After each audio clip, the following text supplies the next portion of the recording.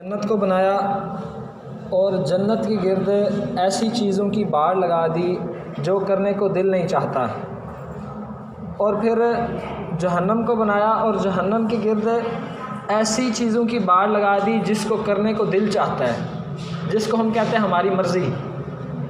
اور رسول اللہ صلی اللہ علیہ وسلم نے فرمایا جس شخص کو اللہ کی جنت میں جانا ہے اس کو ایسے کام کرنے پڑیں گے جو انسان کی مرضی اور اس کی خواہشات کے خلاف ہوں گے، اور جو شخص جہنم کا ایندھن بننا چاہتا ہے تو وہ پھر ٹھیک ہے، حفت الجنت بالمکارہ، تو جو جہنم کا ایندھن بننا چاہتا ہے اس کے لیے ٹھیک ہے کہ وہ اپنی شہوات کی پیروی کرے، اپنی مرضی کی پیروی کرے۔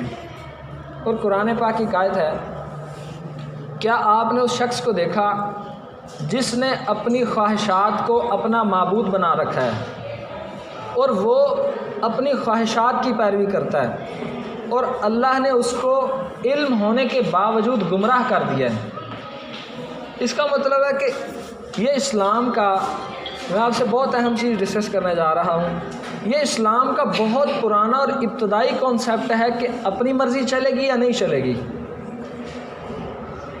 اور آپ یہ دیکھیں جو موجودہ صورتحال بنی ہوئی ہے اس کے پیچھے عالم کفر نے کئی سالوں محنت کی ہے، کیونکہ وہ اس اسلام کے کانسیپٹ کو مسخ کرنا چاہتے تھے کہ لوگوں کے ذہن سے یہ کانسیپٹ ہٹا دو اور لوگوں کے کانسیپٹ میں، ذہن میں یہ کانسیپٹ بٹھا دو کہ آپ جو چاہیں کر سکتے ہیں، حالانکہ بات صحیح نہیں ہے۔ اور اس کانسیپٹ کو مٹانے کے لیے اتنی محنت کی گئی۔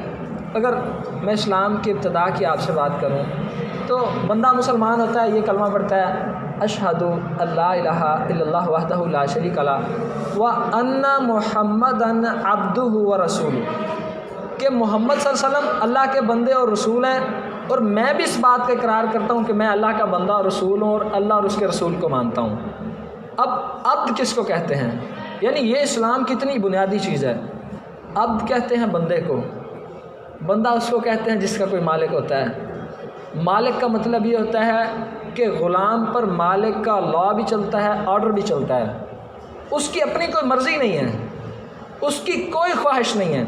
اور مسلمان کس کو کہتے ہیں؟ یعنی آپ یہ دیکھیں ہم کہ یہ اسلام کی کتنی بنیادی چیز ہے، یعنی اس کا تعلق ہمارے کلمے کے ساتھ ہے، اس کا تعلق ہمارے نام مسلمان کے ساتھ ہے۔ اب مسلمان، ہم نے یہ پڑھا کہ مسلمان کہتے ہیں سلامتی سے، اسلام سلامتی سے، وہ اس کا لغوی معنی ہے۔ اس کا جو بنیادی مفہوم ہے وہ ہے تسلیم کرنا، مان لینا۔ اسلم تسلم، رسول اللہ صلی اللہ علیہ وسلم کا فرمان ہے، قولوا لا الہ الا اللہ تملک العرب والعجم اسلموا تسلموا۔ تو یہ اسلام کا جو بنیادی ورڈ ہے یہی یہاں سے نکلا ہے کہ مان لینا کسی چیز۔ کس کو ماننا؟ اللہ کو ماننا، اللہ کی ماننا، اللہ کے رسول کو ماننا، اللہ کے رسول کی ایک ایک بات کو ماننا، اس کو اسلام میں مرضی کہتے ہیں۔ یعنی اسلام کے اندر آنے کے بعد ایک عرب کے بہت بڑے سردار کا مجھے واقعہ یاد آیا۔ اس کو کہا گیا کہ تو اللہ کے نبی صلی اللہ علیہ وسلم پر ایمان لیا۔ ابھی عرب کا سردار، آج کی بات نہیں ہے، 1450 سال پہلے کی بات ہے۔ اس کو کہا گیا کہ تو ایمان کیوں نہیں لے کے آتا؟ کہنے لگا دیکھو بھائی بات سنو، میں ہوں عرب کا بہت بڑا سردار، اگر میں ایمان لے آیا تو پھر میں اس بات کو سمجھتا ہوں پھر میری سرداری نہیں چلے گی، پھر محمد صلی اللہ علیہ وسلم کے ساتھ بات چلے گی بس، تو میں یہ قبول نہیں ہے مجھے۔ یعنی اس دور کا کافر بھی اس بات کو سمجھتا تھا کہ اسلام کا مطلب یہ ہے کہ اللہ اور اس کے رسول کے سامنے ہاتھ کھڑے کر دینا، سرنڈر کر دینا، اپنے آپ کو جھکا لینا۔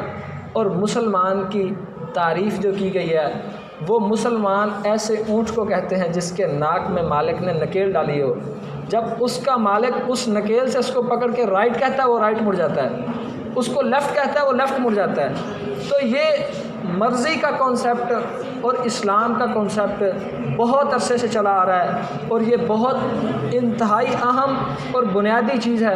جو بندہ، جو بندی، جو شخص اس کانسیپٹ کو، اس ذہن کو اچھی طریقے سے سمجھتا اور مانتا ہے وہ کبھی بھی اسلام کے پہلوؤں سے انحراف نہیں کر سکتا، وہ کسی بات میں الجھن کا شکار نہیں ہو سکتا، اس کا کسی بھی چیز میں ذہن خراب نہیں ہو سکتا، اس کو دنیا کے، اب اگر ہم یہ بہت بڑی بڑی ٹرمز ہیں लिबरल, सेकुलर और कम्युनिस्ट, कैपिटलिज्म भी ये सिस्टम है सारे, इन सारे सिस्टम्स की आन बान तान इस चीज़ पर आके टूटती है कि मुसलमानों के जहन से ये कॉन्सेप्ट निकाल दो कि आपकी मर्ज़ी चलेगी या अल्लाह की मर्ज़ी चलेगी।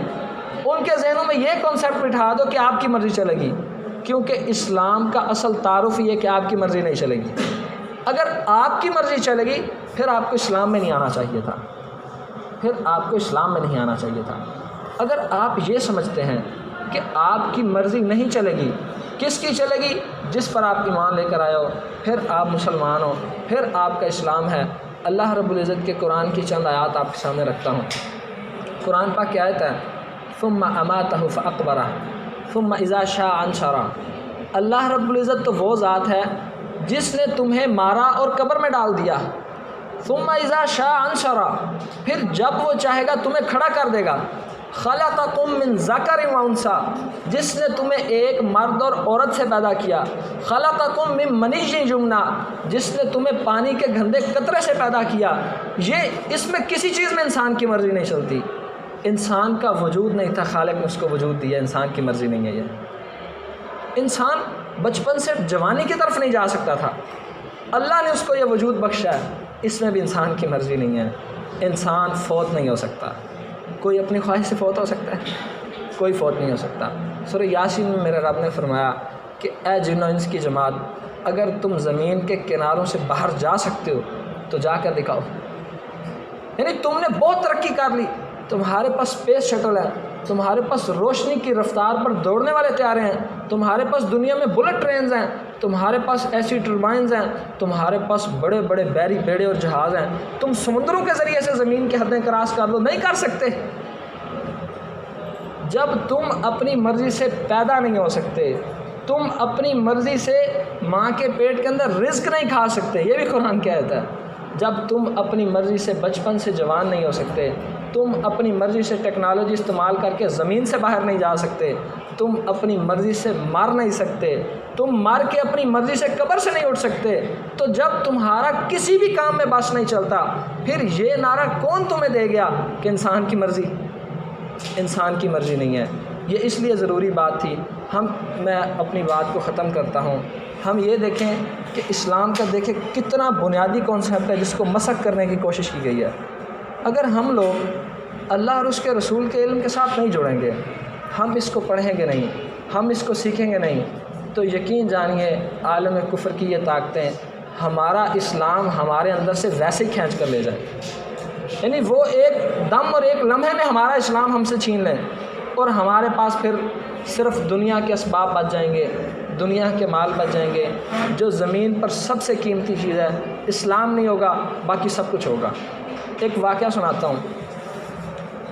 एक मुसलमान राइटर लिखता है, वो कहता है मैं यूरोप में काम करता था एक फैक्ट्री के अंदर, और